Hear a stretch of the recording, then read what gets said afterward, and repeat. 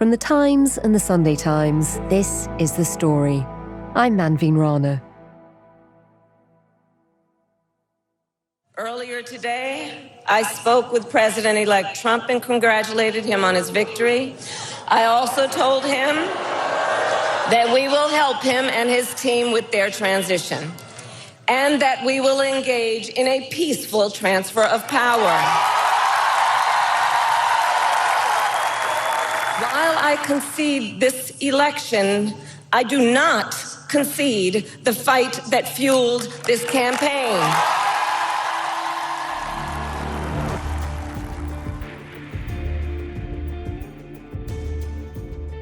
Kamala Harris, who hadn't been seen since the results of the election became clear, took to the stage last night to concede defeat. It was the final act of an extraordinary election. Thank you very much. Wow.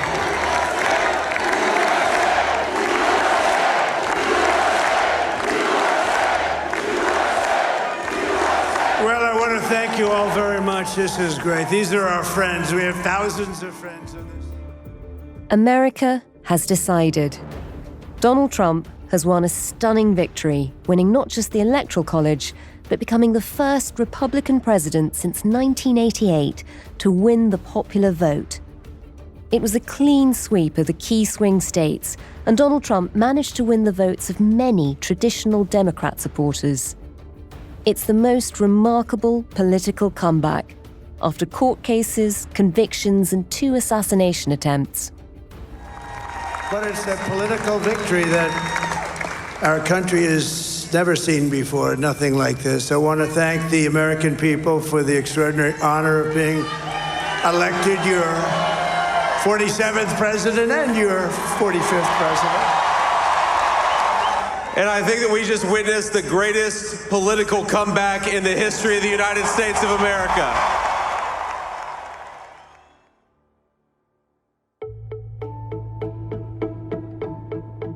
With a polarized and divisive election now behind us, what does the return of Donald Trump mean for the future of America and its place in the world?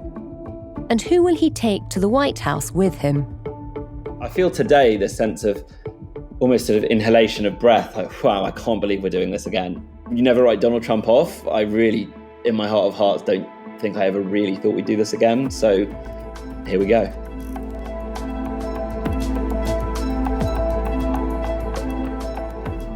The story today, Team Trump's plan to remake America.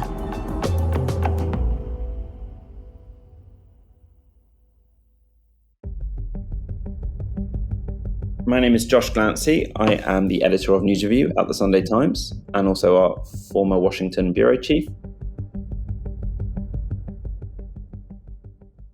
Josh, take us through election night. It was quite a night for everyone. How early did you realise that Donald Trump was storming to victory despite how all the polls had showed them neck and neck? There were 2 moments that stick out for me. One was quite early on, CNN showed an exit poll about independent voters in Georgia. A massive swing from Biden in 2020 to Trump this year, which no one was really anticipating. And that was the first flicker. And then later on in the evening, you started to see the first numbers come out of Pennsylvania. And the fact that Harris wasn't ahead, she clearly was losing the Sun Belt by that point, but the fact that she wasn't pulling ahead in any of the blue wall states, Pennsylvania, Michigan, Wisconsin, made it pretty clear that it was going to be a wipeout. Yeah. And frankly, I wasn't hugely surprised because this is the 3rd Trump presidential election I've covered. He won one, he was pretty close in the other with some major headwinds. And so I certainly gave him 50-50, if not slightly higher in this one. And it proved to be even stronger than that. Yeah. Well, Josh, we're now in a situation where Trump has not only had a resounding win presidentially, but he's gained control of the Senate. The House of Representatives is still up for grabs, but he's certainly making gains there. He's won the popular vote. It's a hell of a mandate. What sort of a world does that leave us in? How will that impact the American political landscape? So it's interesting, isn't it? He won the House the Republicans won the House and the Senate in 2016. So he had a clean sweep then, and he struggled to get that much done with it. He got some tax cuts through. They wanted to repeal Obamacare, America's sort of main healthcare policy, but they couldn't get it over the line because he couldn't get the Republicans in line with him. He wasn't that adept at Washington in his early days. He appointed a lot of establishment figures because he was impressed with their CVs, and he felt it was sort of fun to appoint all these kind of heavyweights to work for him. He subsequently expressed regret about that. So I think the big difference is now, I don't think the policy priorities are that different, really. I mean, trade will be a big one. Immigration will obviously be a huge one. Yeah. A different approach to foreign policy and American engagement abroad. But what will change is his mandate and confidence and personnel. And I think that will make for quite different outcomes. The Republican Party, is much more in line with his vision of the world. A lot of the old anti-Trump Republicans are gone. They've either been chased out or they've retired or they've lost elections. So they will be much more pliant and aligned with his agenda. So I don't think the ideology has changed all that much, but I think that the personnel and his ability to execute on it will be quite different this time. Well, Josh, we'll come on to the personnel in a moment, but before that, the other thing that is different is that this time he's been president before. He knows how Washington works. He's got a little bit more focus in terms of what he thinks he needs to be doing. He has talked during the course of the campaign about becoming a dictator from day one. What do you think that will look like? The thing about Trump is that you do always have to separate the signal and the noise, and it can be quite difficult because it's such a blizzard of information, opinion, verbosity, boasting, and he says a lot of things every day. They don't all make sense. They don't all cohere. He threatens to do things. He doesn't always follow through on them. I remember being dispatched to nuke in Greenland because one week Trump decided he wanted to buy Greenland. It was obviously never going to happen. But my point is, it's always important to remember that Trump says a lot and doesn't necessarily follow through. And also, yes, he knows how Washington works now, but he will still bump up against the machinery of government. He is also getting on a bit. He's a little frailer than he was, although still remarkably energetic. I think there's going to be moments of deep incoherence and deep confusion. And in terms of, is he going to be a dictator? There's a balance. I think his impulses can be quite dictatorial, and we saw that on January 6th. But then his nature is quite flaky and quite mercurial. I don't think he really has the temperament to be a dictator, or, he could be quite kind of lazy. He could spend his days watching Fox News and eating Big Macs. And I don't know, he'd make a very odd dictator. But it is the case that in 4 years' time, will he just hand over power comfortably and easily to whoever wins the 2028 election? That's an open question. But I don't think we can expect Mussolini in the White House on day one. A lot of people in the running of this campaign kept sort of saying, don't listen to his rhetoric. His rhetoric very rarely matches his actions. And I guess they were looking at his last term in office. This could be distinctly different. As you say, he has loyalists around him. He's done it before. So just talk us through some of the policies that he's talked about in this campaign. What do we think might be coming? Well, I would say the most important issue is immigration. And that's the issue that he ran on in 2016. And he felt stymied by his own party, by Washington bureaucracy. He genuinely wanted to build a wall across the southern border. He did build some kilometers of wall, but nothing close to what he intended. I don't know that we'll return necessarily to trying to build a wall, but they have talked about mass deportation of illegal immigrants in America. I think that's an area where you could see them go quite far. He will bring back Stephen Miller, who was his sort of immigration point man last time, who also felt very frustrated by the checks and balances that were put on their actions. Other policy areas, he will almost certainly resume some sort of trade war with China. It's one of his deepest held beliefs that America should be competing on trade and not necessarily cooperating with its adversaries and rivals. I'll pass the Trump Reciprocal Trade Act so that if China or any other countries, not just China, but if China or the European Union, if any other group of countries or country makes us pay a 100 or 200% tariff or tax, we will make them pay a reciprocal tariff or tax of the exact same amount. So it's basically, you hurt us, we hurt you. It's an eye for an eye, and it's common sense. Ukraine is something that people are very concerned about. I don't buy that he's going to just let Putin have what he wants on day one. That's not really in Trump's nature. He likes to cut it what he sees as a good deal. They both have weaknesses and they both have strengths. And within 24 hours, that war will be settled. It'll be over. It'll be absolutely over. Do you want Ukraine to win this war? I don't think in terms of winning and losing. I think in terms of getting it settled so we stop killing all these people and breaking down his country. But it will be a good deal for him, or in his mind, not necessarily for the Ukrainians. Just on foreign policy, so Ukraine obviously will be worrying at the moment. I know some of the lobbyists in Washington have been speaking to the Trump camp for a while, and they're hoping there'll be a way around. But obviously anyone in Ukraine will be worrying about aid being cut off, weapons being cut off, and what that might mean for a peace deal. What about other parts of the world? What will it mean for the Middle East? And as you said, he's quite tough on China. What will that mean for Taiwan? Yeah, so Taiwan's really interesting. I spent a week in Taiwan in January and I was doing a big piece on it and talking to lots of officials and military types and politicians. And I asked them all, well, are you worried about Trump? And they obviously all hedged rather because they want to stay friends with whoever wins. But they are worried and they are really concerned. Again, Trump's competitive nature with China, he won't just want to be seen to roll over to the Chinese. But at the same time, he is instinctively isolationist. He doesn't like the idea of American force being projected abroad. He thinks it's a waste of money. And so if China is planning to follow through on trying to take Taiwan, as it has threatened to, it will probably be encouraged by the idea that you just cannot imagine Trump risking World War III and launching an American flotilla to stop a Chinese invasion. So that may encourage them. In terms of the Middle East, received wisdom is that Trump is very supportive of Israel and that he's close to Netanyahu. Thank you. And I will give Israel the support that it needs to win, but I do want them to win fast. Wouldn't it be nice if they could win fast? And we have to let them win fast. To our enemies around the world, we want our hostages back, and they better be back before I assume office. That Netanyahu will feel encouraged to keep on doing what he's been doing all year, but without any checks from the White House. That may well be true.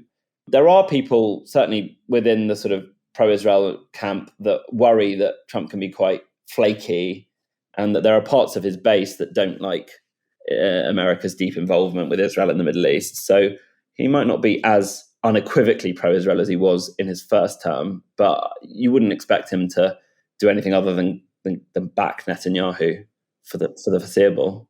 I've heard people who worked with him in the White House saying he very nearly pulled the plug on NATO. He nearly pulled America out. Is that looking shaky? It's difficult with Trump, isn't it? He likes to talk a big game. He has threatened in the past to withdraw from NATO. One of the presidents of a big country stood up and said, well, sir, if we don't pay and we're attacked by Russia, will you protect us? I said, you didn't pay? You're delinquent?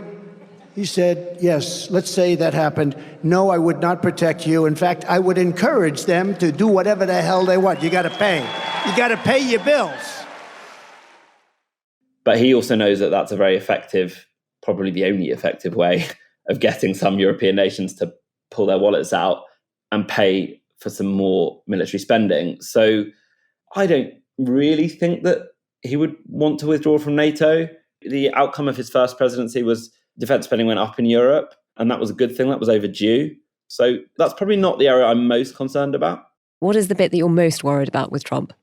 I think back to that day, January 6th, 2021, when I was in Washington, the fact that he fundamentally put himself above the democratic system.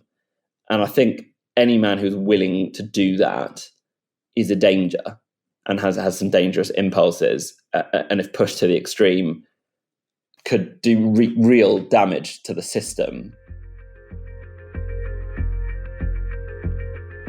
That's what really worries me about Trump, is that he doesn't seem to have a boundary or a limit to how far he could theoretically go to protect himself.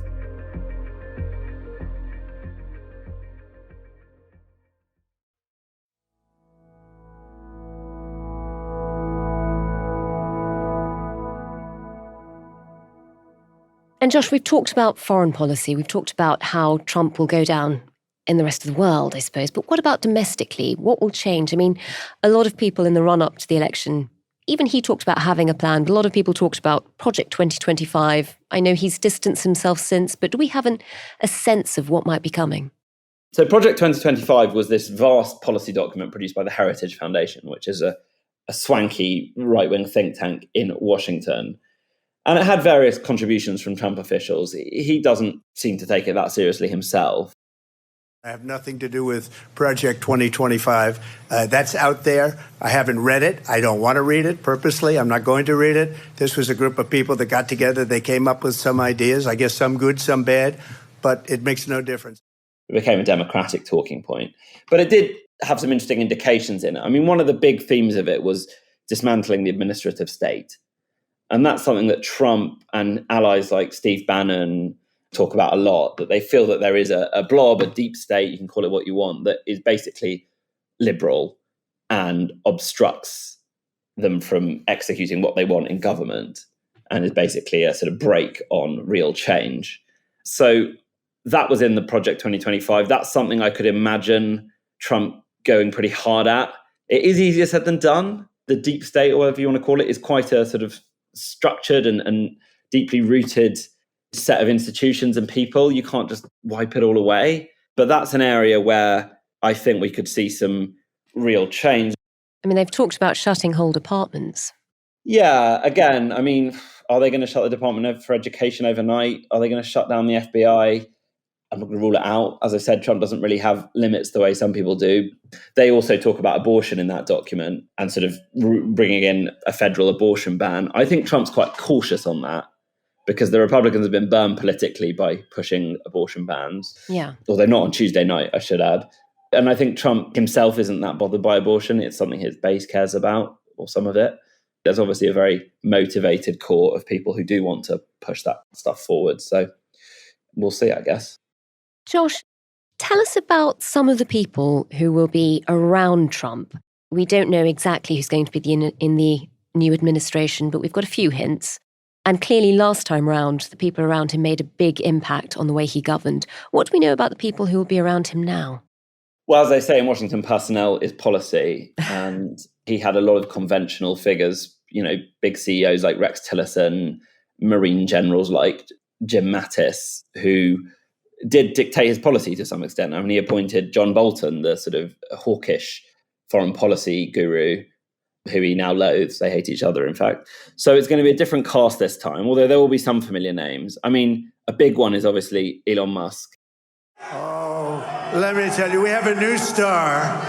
A star is born, Elon.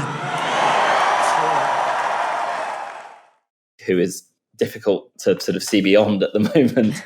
Had an extraordinary call out in Trump's victory speech. It's a long riff on rockets. You know, he sent the rocket up 2 weeks ago, and I saw that rocket, and I saw it coming down. I saw it. It was, when it left, it was beautiful, shiny white. When it came down, it didn't look so pretty. It was going 10,000 miles an hour, and it was burning like hell. What will Musk do? He's talked about what he calls a DOGE, Department of Government Efficiency. I think that comes back to sweeping away the administrative state stuff.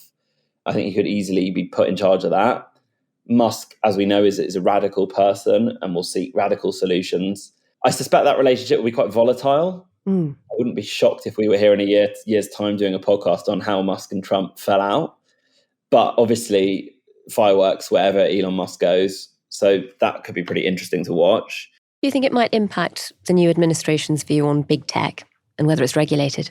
Yeah, I mean, certainly on stuff like Bitcoin and regulation of tech in general, Trump talked quite a good game on that during the campaign. It was music to Musk's ears, who was spending a lot of money trying to get him elected. I think they will push deregulation. You know, the American rocket ship, as they see it. Another obviously extraordinary character who's in the mix of all this is Robert F. Kennedy Jr. Tell us what to expect from him. Because obviously he ran for the presidency against Trump, then backed him, and now he's already being talked about as having a role in the administration. What should we expect? Well, RFK Jr., I mean, he makes Musk look quite grounded. I mean, he really is quite bonkers.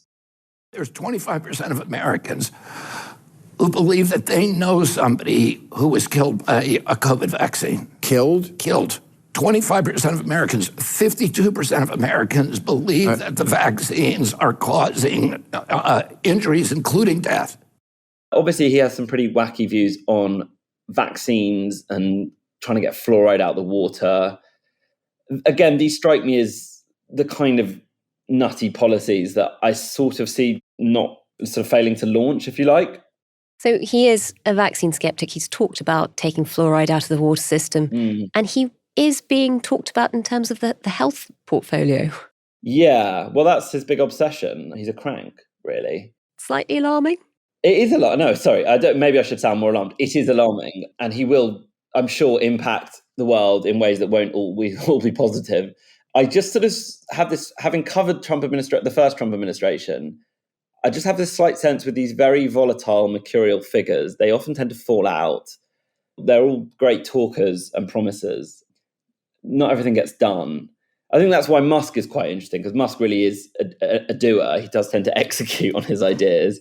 So I think, in a way, I'd be more inclined to see what the outcomes of Musk being there are rather than RFK Jr. There will be some really weird news cycles generated by RFK Jr. I do not doubt that. Others, the familiar faces, we might see Stephen Miller back, as I said, doing something on immigration, which will be quite hard line, I would have thought. We might see Mike Pompeo, who was Secretary of State, return, which I think people in Britain, certainly on the right, tend to like him. They see him as an ally.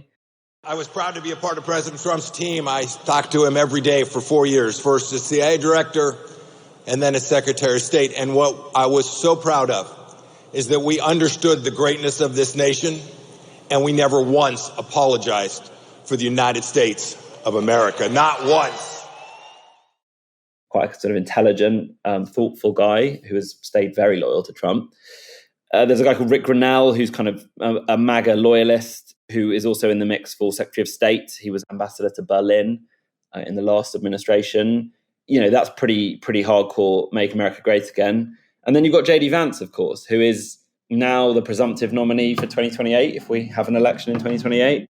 Well, Mr. President, I appreciate you allowing me to join you on this incredible journey. I thank you for the trust that you placed in me.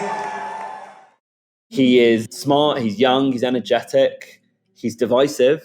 But you saw what Trump said in his victory speech about Vance. You know, lots of people criticized my choice, but he turned out to be not such a bad choice after all. He's good at going on to CNN and sort of taking the fight to them, which Trump loves. So Vance will be a big player, and he obviously has strong views on abortion. He has strong views on American engagement in Ukraine and around the world. So he'll make his presence felt, I would think. But again, all of them, anyone who works for Trump has to manage that relationship and manage to impose themselves while bending the knee. And it's hard. And I've seen many, many people fail at it, either fail straight away or over time, they just can't hack it anymore. Even Mike Pence, who was this sort of extraordinarily loyal, sort of poodle-like vice president, fell at the final hurdle and refused to try and decertify the 2020 election. So he's not an easy guy to work for. And Josh, there is a danger that journalists, anybody watching what's happening, trying to work out what the next Trump term looks like, goes back to the first one. You were there covering it. But there were different checks and balances. He had different people around him. He didn't have the Supreme Court as packed behind him as he does now. There is a danger that this could look completely different. We don't quite know what's coming. As somebody who's lived in America and covered it, having seen America across the board, I mean, this was a landslide, really, choosing the Trump vision for the future of the country. What do you think it might look like in 4 years' time? What does it mean for the American story? Well, it's quite worrying, isn't it? I mean, if we're honest, because he's a radical, extreme person, and he says horrible things, and he lowers the tone of the national debate, and he sends his opponents mad. He has this amazing habit of bringing out the worst in people. And the way that the liberal institutions and media and organizations responded to his presidency was to frankly go a bit mad themselves. So I worry about the tone of American life, honestly, the sort of levels of anxiety and stress. Till the last year of the Trump presidency, there was very little street violence, apart from a few flashpoints. But in the last year, amid COVID and the election, we did see a lot of violence and a lot of damage done and sort of fraying of that fabric of society. I mean, that's what, if you're looking at the long-term trends, it is that polarization, a sense of despair on the left, the kind of fraying of the unifying fabric of American life. All those things are likely to accelerate under another Trump presidency. And then, as I said earlier, you sort of worry about how does it end? He will be in his early 80s in 2028, but he seems to be made of a sort of antimatter or slightly different materials than most human beings. So I don't know what happens then. Could keep going. There are some obstacles to that constitutionally, but it is worrying, you know, and it is the thing is, he is unpredictable, and that has worked in his favor at times. I mean, you know, there's the whole madman theory of foreign policy, that the reason there were no wars really on his watch was because people don't quite know how he's going to react, how unpredictable he is. But conversely, there's clearly a lot of downside to that. And I think there's going to be a lot of pain and distress from people who oppose him. As a foreign journalist in America, putting my own feelings about it aside, it was a fascinating story, and it was, you know, great copy. But it was a hard time to be in America, and it was a painful time for a lot of people. And the temperature of public life was turned up pretty high. And when that happens, you know, who knows what explosions can be set off or what chains of reactions can begin. So it is obviously all very a bit unpredictable and anxiety-inducing, really.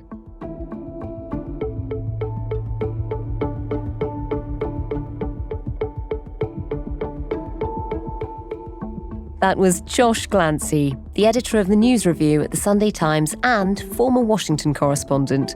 You can find all the latest election coverage, including an analysis on what a Trump presidency means for Ukraine, the Middle East, Europe and Asia at thetimes.com. And until midnight tonight, you can access that for free. The producers today were Sam Chantarasak, Priyanka Deladia and Chris Wade. The executive producer was Kate Ford, and sound design and theme composition were by Maula Seto. The new Trump presidency will have an impact on people across America and beyond, so do send us your thoughts on what it all means and any stories that you think we should be covering to thestory@thetimes.com. Thanks for listening. We'll be back tomorrow.